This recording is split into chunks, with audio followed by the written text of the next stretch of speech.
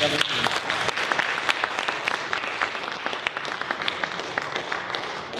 with a ram's horn, that's kind of like a police whistle or an umpire's whistle, a referee. The ayin has to do with calling the judgment. So rather than blowing a police whistle, I'll give another.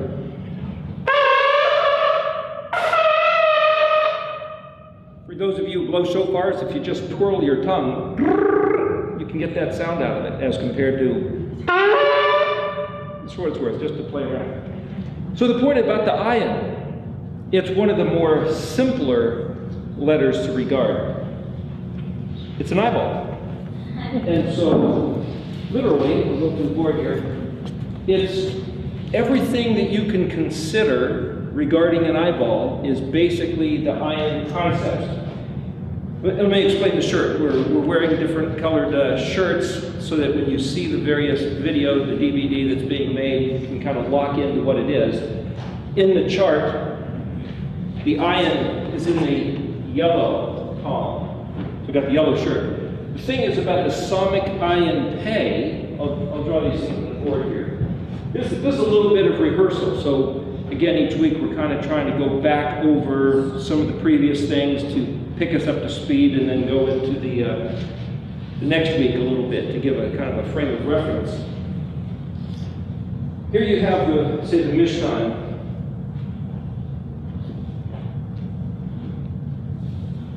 Big white fence. And remember, a fence is literally what the letter het means. It's a fence. So here in the Mishkan, you got the big white fence. And on the big white fence, there was this four-colored embroidery door.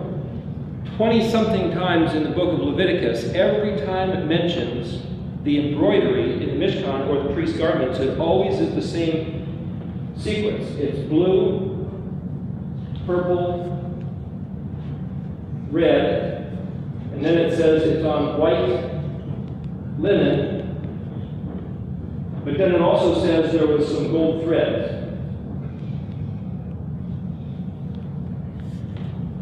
So you say, well, what are the four colors? You can think of it as blue, purple, red, white.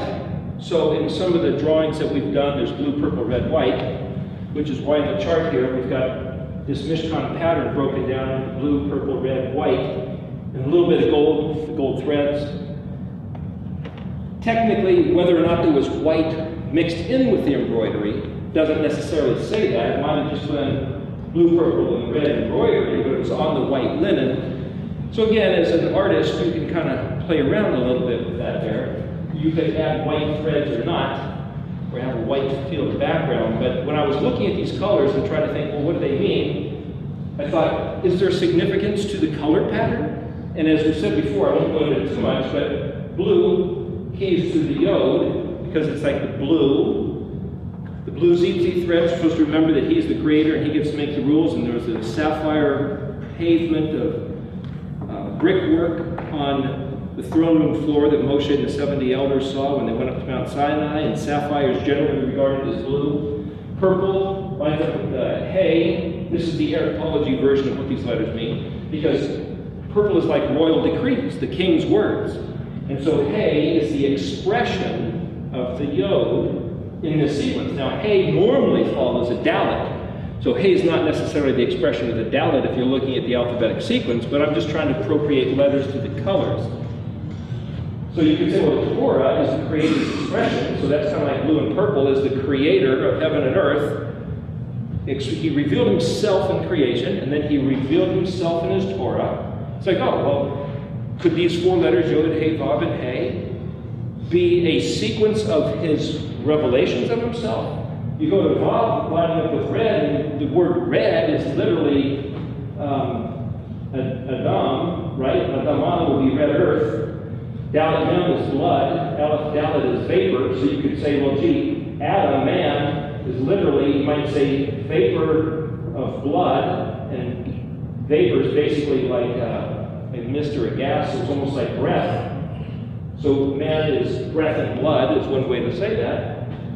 And so he revealed himself as man. Well, that would be the second one, the Mashiach, right? That's who he... So people who say, well, the Almighty would never do such a crazy thing. Well, he can do anything he wants. So he could figure out a way to do it, that's another argument, but my point is to see it in these colors. And then you have white in another hay, and one thing that Yeshua said, the Vav man, he said, I'm going to go away, but I'm going to leave you the Comforter, otherwise known as the Ruach HaKodesh, who will lead you into the truth and lead you to remember everything I say. And what did he say? And here you have a picture of a Vav with a hay on this side and a hay on that side. And it's almost like a menorah where you have the center, the servant, and you've got these 3 lines coming out here and these 3 lines coming out there, which is a picture of the psalmic, which is why we have the psalmic with the menorah. And it's basically like wings. And it's basically, he came proclaiming the words of the Torah incarnate. And he told us to do the exact same thing that he was doing. So whatever he said to do is what he was being told to do and manifesting as the human incarnation of the instructions of the Torah. So the pattern in the code, remember all this is about recognizing patterns. The Ayin has to do with seeing and understanding and comprehending. And so what do you see? I'm suggesting that the Ayin is all about seeing the patterns. And there's different patterns that overlay each other. Similar to the concept in Ezekiel where he saw a wheel within a wheel. So I'm just trying to show you one of the patterns here as kind of a recap. And so the idea is that the Vav man who came as the embodiment, he says, I only do what I see my Father doing, and I only say what I hear him saying. So he was all about the expression of the Yod. So the Vav expression of the Yod told us to do the same thing he was told to do. So what we look like is the same thing as what he should look like. So the hay, or white linen, the second hay, otherwise known as white linen, the righteous works of the saints. What is righteous works? Doing what the Torah says. Should be black and white. You should be either on target or not. The referee, there's no gray area. The referee can't make a call and say, well, you know, it kind of was sort of, it's like, no, you have to make the call right now. What is it? In or out? Safe or foul? Draw the line, where is it? And so then you say, well, what measure does the referee use? That gets into it a little bit more. The point about this is, the blue, purple, red, and white being the righteous works of the saints, you can look at this big white linen fence, and it's all about the expression of the kingdom in terms of righteousness. No other matter. That's the big white fence. Righteousness in action. Righteousness manifested, not just theory. You could say, well, hey, the royal commands. Those are kind of like theory. They're theory until they're put into practice. So we went back when we were talking about the letters Kaf and Lamed, suggesting that that was the Torah, suggesting that that was the equivalent of the letter Hey. So again, there's patterns. So those are the 2 purple ones here. And so the idea was the Kaf, which is like an open hand, or like this, lines of instruction, like lines in a book. The Kaf would be the Torah instructions, like the Constitution, or like the code of law. But how do you do it? What's it mean? And so the Lamed, which is actually means, the word Lamed means teach and learn. It's here, it's spelled, here's another pattern within the pattern. Lamed means unto. Mem Dalet is where we get the word mode, or model, or how something is made, or you could even say medallion, which is the word you get for doing what you were supposed to do. And if you notice, this word model has 3 phonetics, L, M, and D, similar to that. There's a little bit of a side note here, but this book, if anybody wants to see it, I've mentioned before, by Isaac Moses in The Origin of Speeches. He talks about how the English words, every language actually spins out from the original Hebrew, just such a way as this. Sometimes the letters are inverted from the same word. It's also where we get the word something tailor-made, which means it's fit or to conform to the image. And so the whole idea is that you learn by repetition, rehearsal over and over and over. And again, it's one of the reasons why I'm trying to go over this here.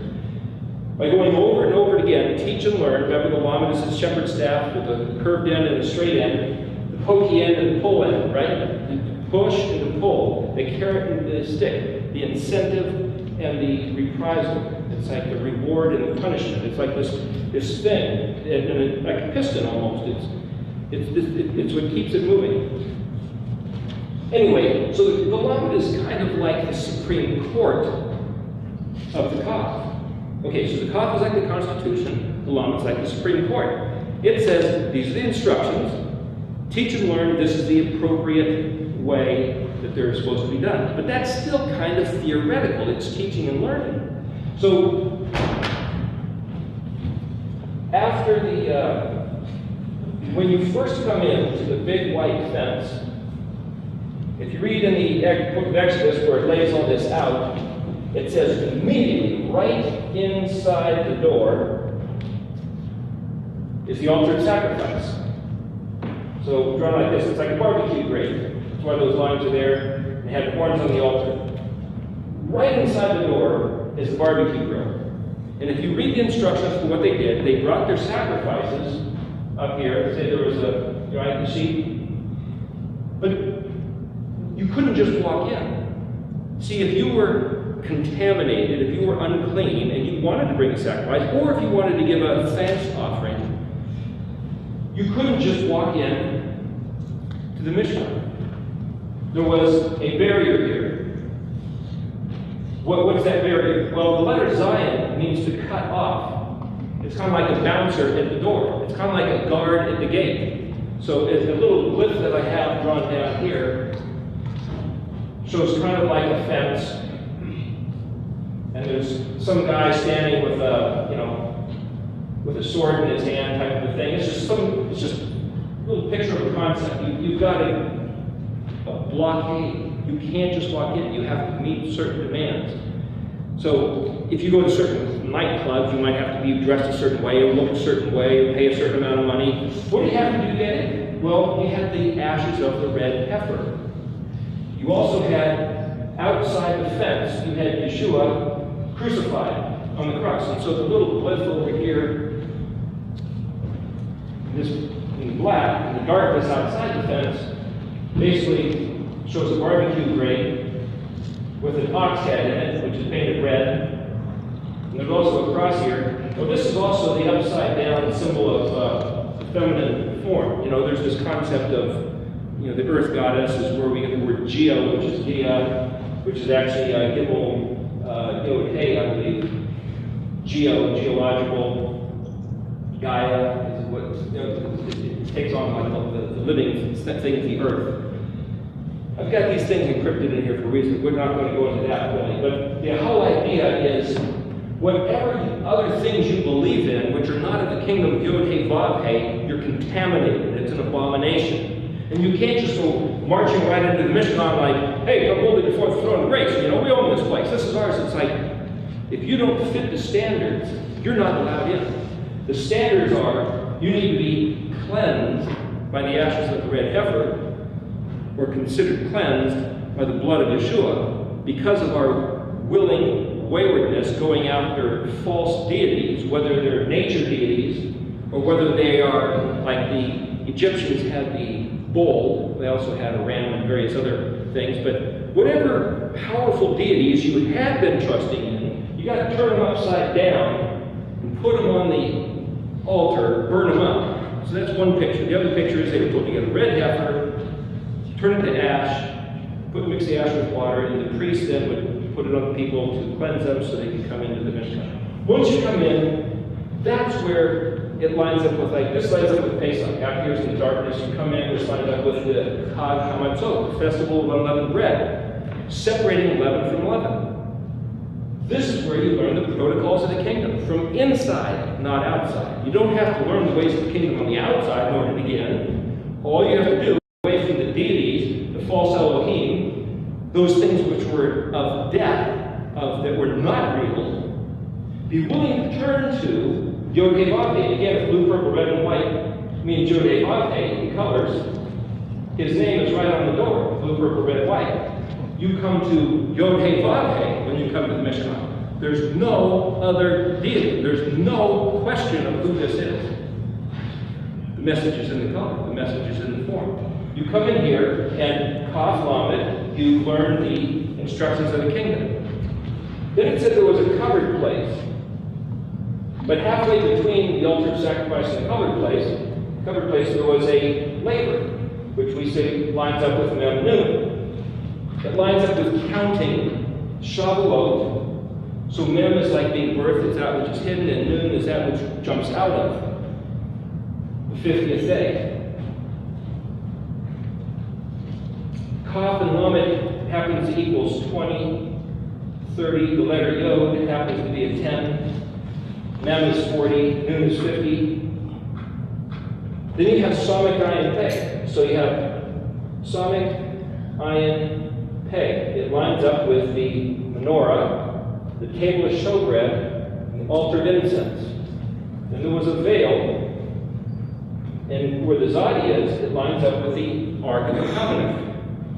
It's called the Holy of Holies. In Hebrew, it's Kadosh Kodashim. So inside this covered place is called the Kadosh place, where we get the word holy. But we don't use the word holy around here, simply because one of the names of the goddesses of India is named Holy. And holy is not a Hebrew word, so there's no point in using it. So as to not invoke other deities by mistake. We're simply calling it the Kadosh place because that's what the scriptures call it. And we're trying to learn Hebrew, so we're calling it the Kadosh place. So the reason why I'm going to wear this black shirt over this is because these four letters inside the Kadosh place are the covered place. So for these four letters, last week we did the Samik, Ayin, Pei, Zadi. I'm going to wear this black jacket. On the back says Morla, Yahweh, as we talked last week, means mighty unto Yahweh, or man of Yahweh. What does it mean to be a man of Yahweh? According to this pattern, you learn the instructions, and then you develop, and you nurture, and you bring forth that which is birthed from learning the instructions. And once that thing is birthed, noon, once the thing is, the baby is noon from the mem is like a womb, and once that which you are learning noons out of the mem, you are given a place in the kingdom of responsibility, of opportunity, of situation to apply what you've been learning. So Samik lines up with, as we talked about with menorah, and we looked at a few different places where a menorah was talked about in the scripture. In the book of Revelation, where the Apostle John, Yohanan, sees the return of the Aleph Tav, the return of the Mashiach. He sees that he's holding 7 stars, which were a mystery, which we talked about, in his hand. And it says he walked amongst the candlesticks. You could say, well, they're menorahs. Literally, the word menorah, for what it's worth, is Mem, Nun, Vav, Resh, Hey. So if you know something now, we're going to show how you can diagnose, is the menorah a special candlestick? Is it a special shape? Let's look at the spelling of the word. We haven't done the letter Resh yet, but the word Vav Resh is pronounced Or. It means light. The way that you spell the word light in the very first of Bereshit, Genesis chapter 1, he says, Yehi Or, Vayehi Or. Let there be light, and there was light. The way you spell the word Or is Aleph, Vav, Resh. But Aleph is a silent letter, so it's pronounced Or. The word Torah is Tav, Vav, Resh, Hey. So the Hey at the end has an Ah sound. Again, the Tav sounds like a T, and there's the word Or. Torah. Mem, Nun, Or, Ah. Remember the letter Hey at the end is the feminine suffix. Now, it doesn't mean it's necessarily female compared to male, but it's that which brings forth. It's that which shows. It's that which enlightens, illustrates, and brings matters to light. Mem Nun, hey, that's the same 2 letters as these 2 letters. Mem means a place. Noon, remember we came in and jumped up? The place where the action happens. And remember I had the noon on the shirt where there was like a lightning going down and another lightning going up. The noon is both like the lightning going down, causing something to happen. When you plug a tool into the wall to use it, you plug it into the wall, so you're actively doing something, but electricity is coming the other way so that you can go to the action to use the tool. The noon in the beginning of a word is kind of like being energized, and the noon at the end of the word means you're doing the work. So noon is all about plugging in and then doing, and mem is the place of. But also mem is like the womb that the thing is birthed from, so the letter mem can mean the place where something is from, or it means away from. And if you look at the words mem noon, it literally means out of and away from and beyond this. It's like this is one place and then that's another. So you look at this and you say, light comes from here and then it's expressed. The word menorah literally means the place where the action of the light is being expressed. That's all it is. So in the book of Revelation, where it talks about a candlestick, they'll say, well, gee, how do we know if those were shaped like a menorah?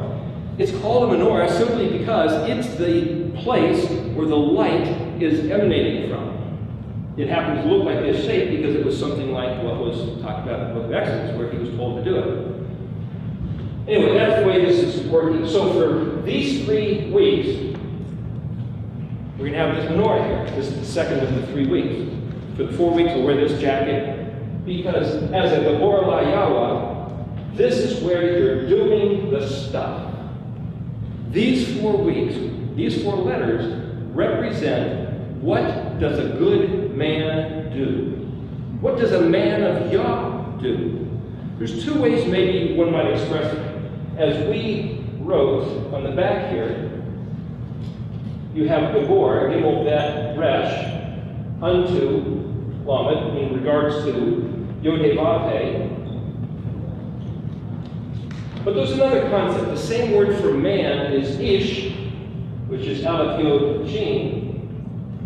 And you could say of, could be a Lamed, or maybe could be a Mem, and you could say Israel, Yod Shin Resh, Aleph Lamed. And as I believe we talked before, this word Israel, Yod Shin Resh, Isar, literally means to be straight.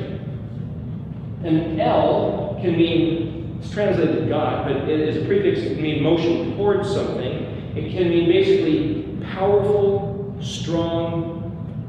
You could say the straight, strong path.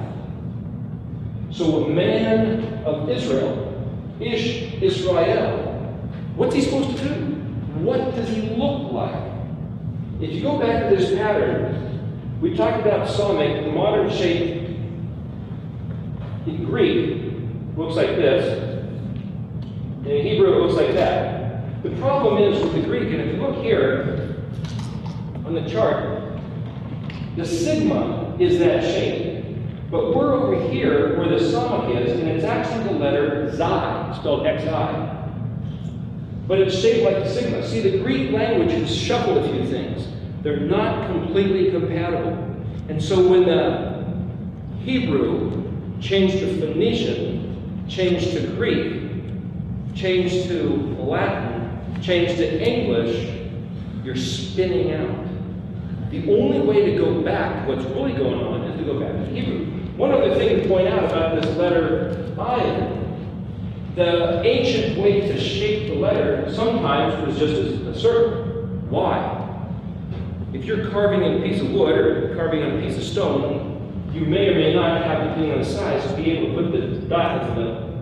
And you may or may not be able to draw something that looks like that. It's still an eye. It represents an eyeball. But on the back of Lou White's book, now when I first got into learning about these things, Lou White's book was tremendous. It's like an encyclopedia. It's called Fossilized Customs. And in it, he writes out where did the names of the days of the week come from, the names of the months, the different festivals, who had what to do with monkeying around with the Sabbath day, and all kinds of stuff. And on the very back of his book, he has a list of the alphabetic letters in Greek and in English, and the meaning in Paleo. He made one mistake, though. And I don't know where he got his information, but he said that this letter Ayin lined up with the Greek omega. Omega? Well, that's kind of the same shape. But I said, well, no, it's shaped a little different. You see, the Greek omega is shaped like this. You can say, well, that's not a big deal. It's almost a circle. The problem is, the omega, in the book of Revelation, it says, I'm the Alpha and Omega, the beginning and the end. Well, the Ayin is somewhere in the middle. It's not the omega, it's not the last letter. That would be the Aleph and the Tav in Hebrew. And if you look on this chart, you'll see letters lined up with the Aleph through Tav here, but then there's an extra Epsilon, Phi, Chi, Psi, and Omega. There's an extra 5 letters that the Greek alphabet added. Like in English, there's 27 letters, right? And here there's only 22. Omega is the last letter. The problem is, it really lines up with Omicron. Omicron in Greek. Blue White book is wrong on the back cover. It's not Omega. When I was first looking at that, I thought, what's it trying to say? I was trying to see if there was some kind of a message that could be determined, or some sort of scrambling that was going on by shifting the letters around. One other, for what it's worth, interesting thing in Greek, just to explain what's on the chart here. On the letter Vav, it says lost number seek 6. Sequence alters digamma, which is a ruling principle. That's in Greek. So then I have a note that zeta, 6 equals 7, 7 equals 8, 8 equals 9, 9 equals 10, and then capital read just back to 20. It's like, what does that mean? In ancient Greek, there used to be another letter called digamma. And it actually ends up being where the Hebrew letter Vav was. It's the 6th letter. But somehow they lost that letter. They stopped using it. It's kind of like Yeshua's the letter Vav, the Messiah, right? Oh, let's just do away with some people disregard it. You see these little puzzles floating around in the language. My point is, when they got rid of that 6th letter equal to the place in Hebrew, the 7th letter, which is zeta, is no longer the 7th letter. It's actually the 6th letter. But it carries the meaning of what its old position was, which was 7. So it's technically now the value of the 7th, but only in the 6th. And so the next letter is the value of the 8th, but only the 7th. And so it starts scrambling your thinking. And if you're trying to make sense out of all this, you're going like, that's too much. It's not too much. It's like detective work. What happened? This book by Isaac Mosison, The Origin of Speeches, he goes back and he follows some of this stuff. Not the same stuff I'm telling you, but I'm just showing you what happened. And therefore the significance of going back to this pattern. As we said about this letter shape, the summit, it's motoring. And I mentioned about how the motoring had something to do with an inclined plane and a screw. The threads on a screw bolt.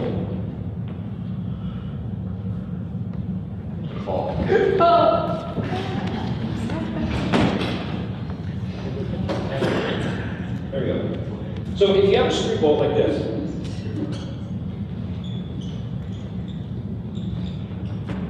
and you put a nut on it and try to turn it down.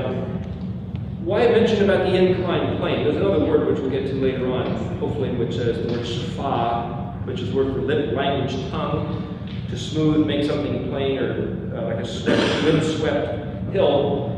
The thing about an inclined plane, if you want to get a vertical elevation and it's too high, the farther out you stretch the horizontal and you make an inclined plane out of it, all you do is you push something laterally. Especially if you've got a wheel, it can roll uphill, and that's how you get vertical elevation, with a lateral force, simple physics. So I was talking to a friend earlier in the week, and one might think, it's like, okay, for a few years now, we've been trying to regard the Sabbath day and the festivals, and it's like, is this so much drudgery? Is this just so much legalism? Is this just some blah, blah, blah, another thing to distract us? What are we really doing? What does it really accomplish? You can have bolts which are coarse thread and some which are fine thread. The finer the thread, the more times you have to turn it around in order to get any elevation, but the easier it is to do. If you're going to crank down on a lug nut on a wheel, if it has fine threads, you can get a lot more pressure to hold that thing on there as it tightens up. The point is, there's a verse, I've got it written down, we'll talk about where it is later if we want to look it up, but Yahweh says, I told you that in quietness and rest is your strength. Look at this Isaiah 28. But you would not. You said, no, we will run on fast horses. He says, very well, you will run on fast horses. But I'm going to give your enemies faster horses. Not a good scene. The point is, if we want to elevate our standing, elevate our position in the kingdom, and I'm not saying our position, I'm just saying if we want to lift up and exalt the kingdom, if we're going to exalt Yahweh's name, what is the mechanism of doing it? What great thing can we do to raise him up? The reason for this noon summit, somebody asked about that the other week. The word spelled noon summit, and that's this letter noon, and this letter summit. Noon summit. The word is pronounced nas. If you write noon va summit, it means to lift something up. To lift up something that's lifted up to carry it, you might say. It's very similar to noon sheen aleph. Remember that there's two letters that have an S sound, like the tav and the tet both have a T sound, and the vav and the bet both have a V sound. The sheen and the samik both have an S sound. Well, this is pronounced like with an N, S, and an A, which is NASA. Now, interestingly enough, this National Aeronautics and Space Agency, what do? They pick things up and they carry them into outer space, right? It's to lift something up and carry it to transport it. Interestingly enough, that's exactly what the word noon sheen aleph means, and it's pronounced NASA. So did our people do that by accident? Did somebody know something? It's Hebrew. NASA is Hebrew. Well, noon vav summit is the same basic meaning, is to pick something up. And if you look at something that ends with a summit, it means a moth. If you look at the dictionary, it's like, why a moth? See, if you don't know how to put these things together, you'll just try, okay, just memorize the summit means a moth. Moths flutter the wings. A flag which is flying is fluttering. But here's another interesting connection. If you look at the word for flag, it won't really be noon summit. That's a banner that's lifted up, and the word flag is Dalet Gimel Nun, Dagon. That's like the name of the fish god of the Philistines, Dagon. The word Dalet Gimel is a fish. What does a fish do with its fins and its tail? It wiggles them back and forth. So the other interesting thing, if you look at the dictionary, the red dictionary, you'll see that dag means to tickle, or to titillate. You go tickle, tickle, tickle. The more you look at things like this, you'll find other interesting things in the dictionary. The point is, these words are pictures. They're not just arbitrary sound bites. In English, why is a cat called a cat? Who knows? We could try to look that up and play around with words, but this is why. It has, well, anyway. I was talking to somebody once, and the thought popped in my head, what about a fan? A fan, you know, something that turns air. Well, if you spell that in Hebrew, you might have pay and noon. Of course, that is the word actually for face, but the thing about a fan is the P sounds like a PH. PPH, the letter F. Anyway, it pays a mouth, we'll get to that next week, and noon is the action, something, so if your mouth is blowing, pay is also then blowing in wind. So if you're engaged in the action of blowing, that's a fan. But that's English, that's not Hebrew.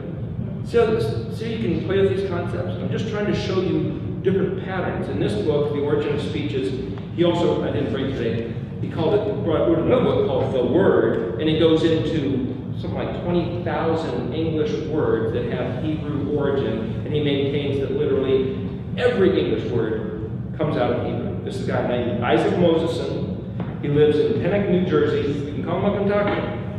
He's a very interesting guy. Anyway, for what it's worth, maybe someday if people are interested, he sent me some things that some DVDs that he made that he said would be, anybody could look at. The idea that you learn the instructions, you nurture to bring forth, and then what you bring forth is put to use in the Psalmic as if you had been given a place in the kingdom, like a branch on the menorah. And we talked about principalities, jurisdictions, 12 tribes of Israel. Yahweh said there would be 12 princes from Ishmael. We've got the 12 constellations. 12 is that letter Lamed, 12th letter, which is a place of authority, government. So you have these themes in these various different letters. And then you see, like what James was talking about sometimes with the gematria, you appropriate themes to the numbers and you watch how they overlap. That's part of the study of doing this. So if you are in the kingdom as an Ish Israel, a man of Israel, or Gabor La Yahweh, what will you be doing? Those are the matters that are in Psalmic Ayin Hey. And the ideal, the model of what's set in front of us that we're aiming for, the objective, the hope set before you, you might say, is represented by this letter Zadi. So in the song, which we'll sing later, we haven't sung for a few weeks, we say, Zadi stands alone, though all Israel shall become. The reason for that phrase is that the only thing in the Kadosh Kodashim is the Ark of the Covenant, all by itself. And as the Zadi, in English you spell this Tzadi, but a Zadik, if you put a K, a Zadik means a righteous one, a righteous man. And if you do Zadikah, it means doing works of righteousness. The letter Zadi itself is the word righteous, which means, just like the cat, the big white fence, this is the stuff of the kingdom. What was put in the Ark of the Covenant? The 10 commandments, the 10 devarim, actually 10 words, written on the tables of stone by the finger of Elohim. Above them, the Ark of the Covenant, there was the pillar of fire and pillar of smoke that pictographically looks like a question mark, like a big billowing pillar of smoke, and an exclamation point, pillar of fire, over with the bullseye, which is the Ark of the Covenant. That's the model. So the idea here is that Psalmic is the position that we're given to do what he said to do. Yeshua talked about bearing fruit. He talked about he's the vine, we're the branches. And our job is to bear fruit. Well, there's all kinds of fruit being born. And if any of you go out to pick fruit, or if you go to the store, what do? Do you just grab the first one sitting on the top that everybody else is squeezed, or that's got some light spots in it, or what do? You inspect the fruit, right? Before you consider that it's worthy, you inspect the fruit. Yeah. So in the lettering sequence, if the letter Psalmic means bear fruit, what's the very next most logical letter going to mean? Inspect the fruit. The letter Ayin is an eyeball directly in reference to the Psalmic. And fruit, like the white stripe, black stripe, it's either acceptable or not acceptable. It's either good or it's bad. So the Ayin, on the one hand, is looking at the production of the people who are the branches of the menorah, who are supposed to be bearing the fruit. And the fruit they bear is a product for how they, memnoon, nurture the Kaf Lamed instructions. And you could say, is this going to be evaluated like getting grades in school? Or is each one independent? Well, there's no way to know the answer to that question. That's for Yahweh to decide on Judgment Day. Judgment Day. The closest model that we have in the sequence of the festivals for Judgment Day, does anybody know what that would be? Tav? Well, Tav is the last letter, but as a festival, Tav doesn't line up with one of the festivals. So you've got the 7 festivals. You've got Pesach, which I maintain lines up with the big white fence, where you come out of the darkness, where others were ruling you. Egypt. Mitzrayim sounds like misery. The word Zadi Resh, Czar, like Caesar, Kaiser, the Tsar of Russia, literally means rocks of oppression, like between a rock and a hard place, literally what Tsar means. So you're out here, and you go from those guys being your dominant authority to coming into the big white fence where Yod-Heh-Vav-Heh is the dominant authority. That's like Pesach. He said, I pulled you guys out of Mitzrayim to make you my own. We are not free and independent. We're not autonomous. This is not an anarchy system. We are Obed. Obedim. The word Obed, Ayin Bet Dalet, where's that letter again? Ayin Bet Dalet, is the same word for slave, servant, and worship. Obed, Ayin Bet Dalet. Now, take the simple idea that Ayin is an eyeball, which means that the one that you look to, or the one that you look at, or the one that you regard. The letter Bet Dalet, we would pronounce it maybe bad. I believe the first place where this shows up is it says it wasn't Tov. That's spelled Tet, Vav, Bet. It's where we get the word good. You can say Tet, we already talked about that letter is a full basket. Bet is a house. You can say, well, gee, that's a full basket of a house. You might say the letter Tov, meaning good, literally is like a full house. Everything just filled up the way it's supposed to be. So every day that Yahweh created something, you look at it and says, this is Tov. This is good. Then he went on to the next step. But it says it wasn't Tov for Adam to be bad. Well, Adam wasn't wrong because he was bad. That's English. But that Dalet is the word bad, and it means solitary, unique, cut off and separated all by himself. When you cut a branch off of a tree and remove it from the tree, it's all by itself. Now, Yeshua used that picture to say in the book of Revelations, if you guys don't do what I tell you to do, I'm going to put your fire out. He gave another parable that says, I can cut off the branches that don't bear good fruit and throw them into the fire, and some other branch will be grafted in. But the grafted in branches are going to be held to the same scrutiny.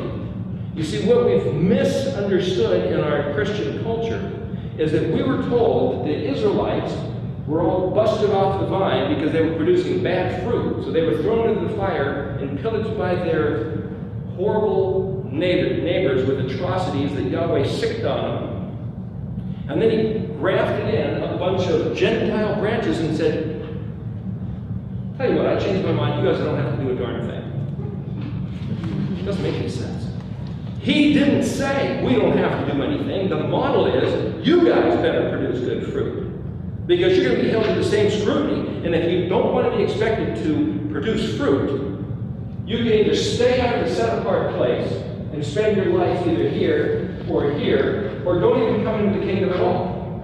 And if you think that sitting outside the door of the kingdom feels like a safer place than way out here in the darkness, that's up to you.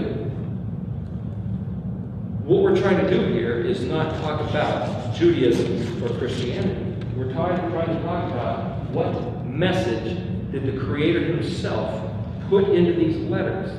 and the letters themselves in their pattern when keyed to the Mishkan and the 7 days and the 7 festivals tell us the matters that are important to him. So he says, you guys are in darkness, I bring you into my kingdom, I give you instructions, I tell you to nurture them and to bring forth a good product. And with what you bring forth, you will then be entrusted as one of the branches of the menorah to stand and deliver, to be steadfast, to be stalwart concerning his matters, as an Ish Israel, as a Gabor Layawa, and we will be held accountable, individually, if not corporately, for the day of scrutiny and judgment. So if this is Pesach, and this is Hag-Hamatzot, the unleavened bread, and this is Shavuot, counting 49 days, birthing the 50th, the menorah, Samech, lines up with Yom Teruah. So last week we blew all the trumpets. The very next festival in sequence is Yom Kippur. Yom Kippur. The word Kippur means covering. Now it's spelled Kaf, Pei, Resh. Kaf is an open hand, and then Pei is a mouth, and Resh is an exalted man. We'll get into that later. The point is, covering atonement, which is to say, what if you bring forth bad fruit? What if you blow it? Are you stuck? If all of a sudden you planted a garden and you got the good soil, you put the good nutrients, you give the good water, and somebody comes in the middle of the night and sprays some poison, some toxins, and you go, what? Now what do I do? Is all my labor for nothing? Or if you happen to make a mistake and say, hey, I thought I was putting in vitamin B12, and instead I was putting Roundup. I read the law wrong. Or maybe you just didn't know, or something happens. You see, the day of Yom Kippur was the day of the atoning sacrifice for the entire nation of Israel. And if you look through, I think it's Leviticus 15, there's a whole list of sins that could be covered, atoned for, actually forgiven for the sake of offering these sacrifices. Now, I remember being taught from some translations of New Testament writings of Paul that, well, it didn't really forgive those sins. That's why we need the blood of Yeshua to forgive us those sins. The blood of Jesus. The problem is, I read in the Old Testament, and it says very clearly, the sins would be forgiven and not remembered. Now, I'm not saying the blood of Yeshua doesn't account for anything. After all, if it wasn't for his blood, we have no right to even enter this place because we're all contaminated. And like the red heifer sacrifice, like the fact that the Vav in Zion is the letters outside the text, on account of him, we get the wonderful, incredible privilege and opportunity to come into the kingdom if we want to, on account of him. But to say that it's once you've come into the kingdom, once saved, always saved, and if it wasn't for him, none of your sins would be forgiven, it's like, I don't see that logic. I see that Yahweh made provision for his people in the Old Testament on the day of Yom Kippur, that if they acknowledged their guilt that they were not aware of, they didn't sin on purpose. Those sins were forgiven on the day of Yom Kippur.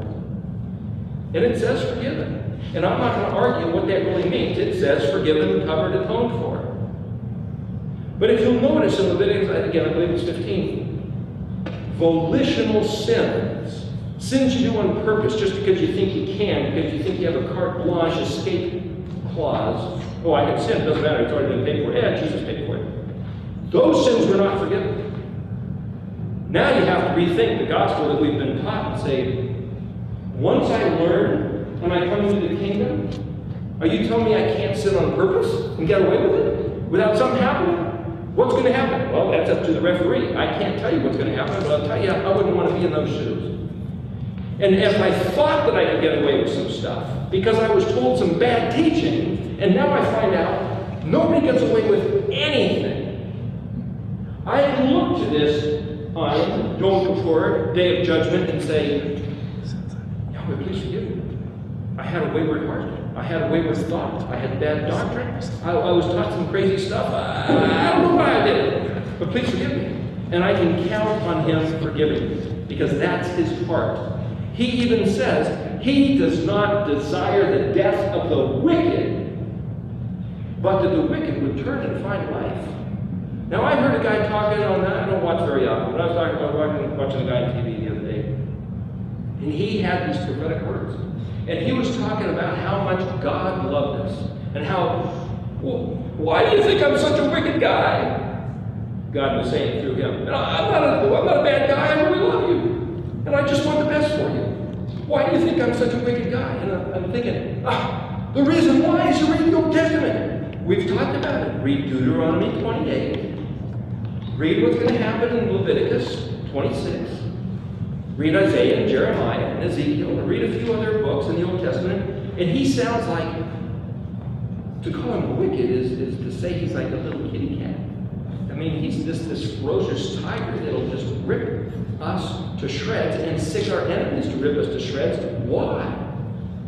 In his words, what he said was, we read in Zechariah chapter 4 last week. And the interesting thing here, you read it, it's talking about what look like menorah concepts. In fact, we talked about seeing a menorah. And all of a sudden it says, the eyes of Yahweh scan the whole earth. It seems out of context. Whenever you see something that sounds completely out of context, as I've said before, it's like tripping over something on the rug. You say, what is under there anyway? You have to go back and you have to translate it. When you see something that looks out of place, or if you look at a verse where numerous different translations of the English Bible all translated differently, and they sound very awkwardly stated, it's a clue that you can't render it in English. You've got to go back and look at it in Hebrew when there's something under there. But the idea that Yahweh's eyes scan the earth, what are they looking for? He says in numerous places, he's looking for someone with a heart to do his will, his desire. If your heart was to do his will and his desire, and you were taught a different doctrine, or maybe you were brought up in Hinduism, or Buddhism, or Islam, or Christianity, or Zoroastrianism, Buddhism, if you had a heart for doing his words, but you were not given the truth, I believe we have a chance to listen to the words of Yahweh and to come back to him and say, hey, I didn't do it on purpose, but please forgive me and put me on the straight path. And I believe his heart rejoices over the heart of one who wants to do his will. Yeshua, remember, said, go and preach the Basar, the gospel, the good news. What's the good news? It wasn't, I don't believe, just that there's a bunch of heathen pagans, people doing horrible things to everybody out there, and this is this completely different word. But it's the truth given to those whose hearts really want to know the truth. This is the real truth. And the people that will hear it are those who really want to do what he said. It was not volitional sin to rightly respond to erroneous doctrine. But all through Leviticus 6:15, it says, when you find out that you were wrong, bring your offering. Yahweh wants us to know, what? We were doing that? What? We were told about different festival days? We were told that Sunday was the authorized day and not the Shabbat? What? I didn't know that. Should I be condemned? I don't think it's a matter of condemnation. I think it's a matter of accuracy. And I think it's a matter of pleasing the heart of Yahweh. And the interesting thing about this fellow on the television, he talked about how God wanted to pull people into him and all these wonderful things that God was going to do. But I noticed he never stated the conditions. He never mentioned a person's obligation. So considering this pattern here, what does the Ayin tell us regarding what we do, how we play into the entire model of forgiveness for what we have done and what we can expect to happen? An ancient symbol of this position, it has to do with a constellation, Does anybody recognize that symbol? It's used in astrology. It's the symbol for Libra. It's also, you see there's a picture of these scales. I draw it like this, a simple little blip. It's a picture, this happens to be a picture of an offering on top of an altar. It's the day of Yom Kippur. It's the offering on top of the altar. All we have left is this simple little blip that's been inherited and turned into astrology. But it's really the offering on the altar that is a token of our heart by which we can get forgiveness. The scales, what goes in here, if this goes down, this goes up, and vice versa. If you have a teeter-totter, if this goes up, it's because this is going down. So again, Yahweh said, I told you, in quietness and rest was your strength. But you would not. You said, no, we're going to get up and jump in the backs of fast horses and run. That's how we're going to be saved. And Yahweh said, okay. Well, here's the interesting thing. If you want to be strengthened, sit down on the Shabbat. You want to exalt Yahweh's name and raise him up. Sit down on the Shabbat. Because if you get up and don't do what he said to do, everything else is coming down. Isn't it interesting that if he said, if you want to go vertical, I've made it real easy. Around and around, like the bolt, like the thread on a bolt. Real easy, around and around. Once a week you sit down on the 7th day. And then you keep the festivals. Around and around, the 7 festivals. Every year, just keep the festivals. Made it real easy. You don't have to be real smart. You don't have to be real strong. You don't have to be real rich. But if you just go around and around, every week, just do what I tell you to do. Just keep the Shabbat and festival. Just sit down and take a nap. The kingdom of Israel is elevated according to the Brit of Yahweh. The covenant of Yahweh to his people is that his eyes. There's a verse, I don't know if I can find it and get into this next talk or not. It's buried in my notes somewhere. Might get to it for the week of the letter Kuf. Yahweh says his eyes are like on a certain target zone. Another picture of the letter Ayin and the summit. Here's a bullseye. Well, you could say, well, that's not a bullseye. The bullseye is in reference to other circles. And Yahweh says his eyes are scanning the whole earth. What are they looking for? He's looking for anybody who will step inside this zone right here. Because his eye is to say, that's like the glint of your eye, the pupil of your eye. And he says, anybody who touches anybody in that zone, they've got me to deal with.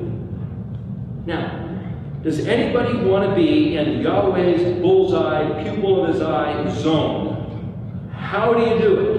According to the scriptures, you sit down on the Shabbat and you regard his festivals.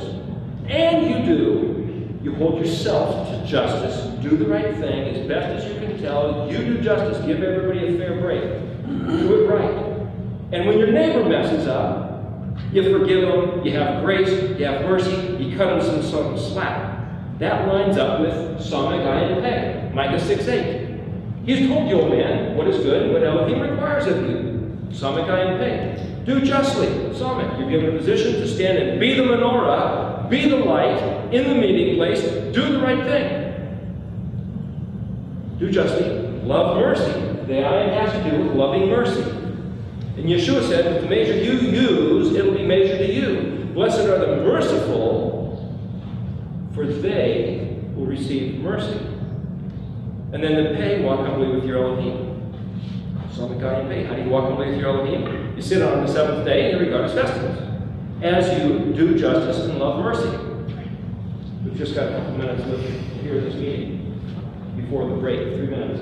The point is about this, is that people can be anywhere in the zone they want to be.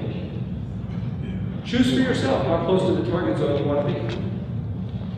But if you're in Yahweh's target zone, he says something about his eye being on those. And this isn't a matter of like, choose your favorite doctrine. It's not a matter of like, what can I get away with? It's like, do you want to be on the zone where Yahweh himself says, anybody that touches this has got a finger in my pupil, and I'll bite their finger off, or they've got me to deal with. I mean, this is the zone. The interesting thing about these ripples is that the menorah, shaped like this, if you invert another menorah shape over, you know, it'll look like this. And it kind of looks like, here's like throwing a rock in a pool, and if you send out ripples.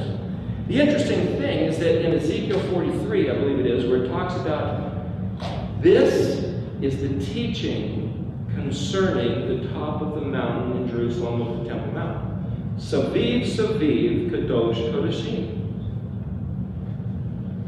And the occasion to go to Jerusalem, and we're sitting there staring at this verse and trying to think, what does this mean? Saviv, Saviv. It sounds like Aviv, which is when the barley is in the head ready to harvest. But this is spelled Samik, Bet, Yod, Bet. Saviv, Saviv.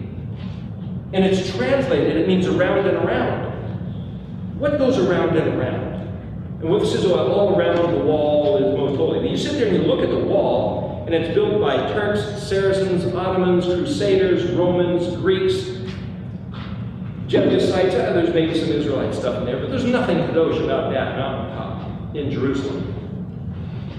But what if it doesn't mean around and around? What does mean around and around? Something to do with sonicking, motoring, around and around, around and around, like ripples. And what he's basically saying is kadosh kodashim. The word kadosh means the set apart, the sacred, the holy, the sanctified, the stuff he's said to do. And kodashim can mean a multiplication of, or a greatness of, or an increase in value or regard of.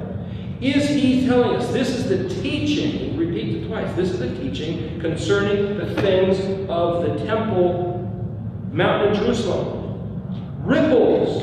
A pebble sends out ripples.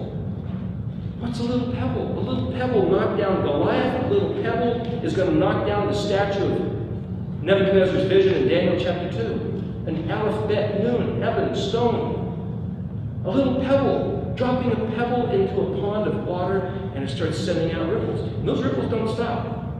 We'll get to this next time. We're just on the break here. But the word or, aleph, vav, resh, is also, we get the word aura. In all, which has to do with light and sound, auricular.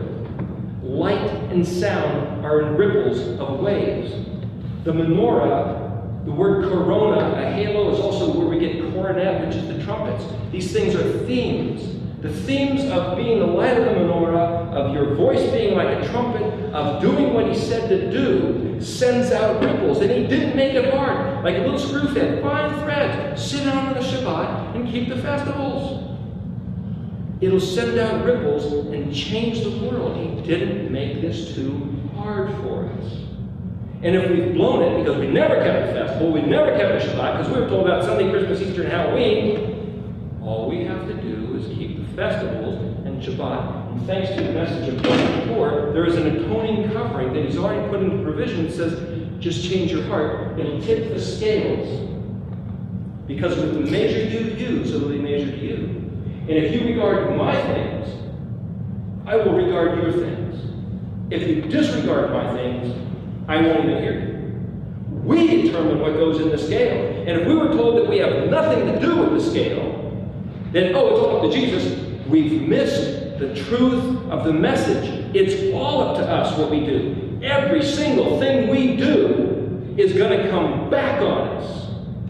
Plant a seed, you get a 30, 60, 100-fold, you get a crop. Your tire in your car goes through a puddle of paint. How many times is it going to track down the highway? Every single thing we do, if it's according to what Yahweh says, it'll bring forth a blessing. If it's not what he says, we bring a curse on our life, replicated, multiplied, who knows how many times. But we can say, please unplant that crop and show me the right thing to do. We'll get into other applications of the Ayin in a minute. We're up on that break.